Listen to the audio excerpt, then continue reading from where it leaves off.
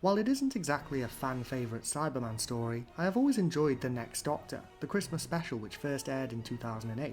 Christmas specials as a concept are far from my favourite aspect of Doctor Who. As you can probably guess, I was a much bigger fan of the New Year Dalek specials we had during Chibnall's era, and I generally think the idea of Doctor Who does Christmas has been done to death. But that isn't to say that there aren't Christmas specials that I thoroughly enjoy. Twice Upon a Time, The Husbands of River Song, A Christmas Carol, The Christmas Invasion, these are all solid episodes in their own right, as well as being enjoyable viewing for Doctor Who fans during the festive season. But The Next Doctor takes the cake for me, as it is not only a decent Cyberman story with some genuinely chilling moments, but it also features David Morrissey as Jackson Lake, a great actor playing an intriguing and multifaceted character whose brief arc in this episode is one of the standout triumphs of the Christmas specials as a whole in my opinion.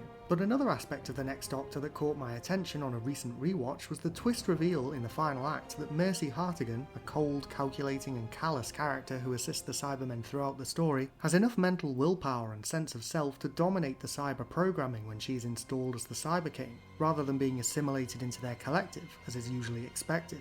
After becoming the Cyber King, Hartigan immediately begins constructing grand plans for global domination, and after forcing the Cybermen to obey her by disintegrating their leader, she lays out her plan to reformat the Cybermen into something quite different.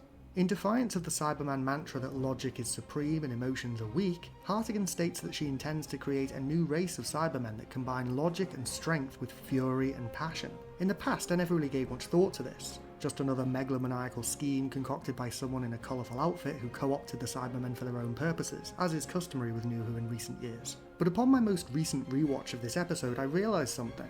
Was Mercy Hartigan essentially going to make the Cybermen more like the Daleks? While the Daleks' empire-building nature is born out of their desire for conquest and their innate sense of superiority, Hartigan's Cybermen have a similar imperialist streak, though this one is born out of the Industrial Revolution, piggybacking off of Great Britain's own deluded sense of imperial entitlement but magnifying that to intergalactic proportions. Essentially, if you take the Cybermen, give them emotions like anger and hate, and set them up with the means to build an intergalactic empire, what you end up with is really not so dissimilar from the Daleks. There are of course obvious differences when you get into specifics, but generally speaking, as a concept, Hartigan's Cybermen seem to be leaning far closer to Dalek ideas than those of the Cybermen. But this parallel goes deeper than strength, passion and imperialism, however.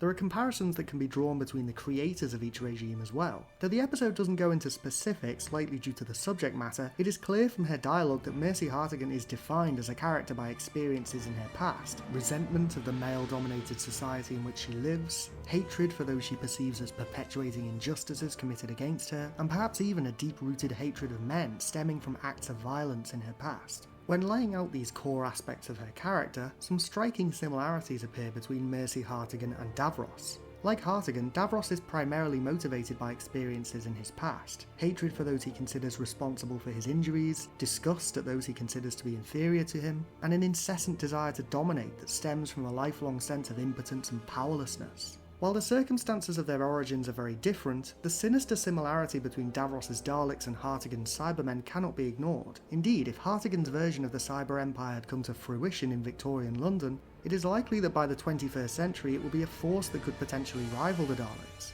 What do you think of Mercy Hartigan's Cybermen? Do you accept or dispute the idea that they would have ended up being more like the Daleks? And if you were writing a Cyberman story, how would you choose to implement them? Let me know in the comments below. Don't forget to click below to subscribe to Dalek Bumps.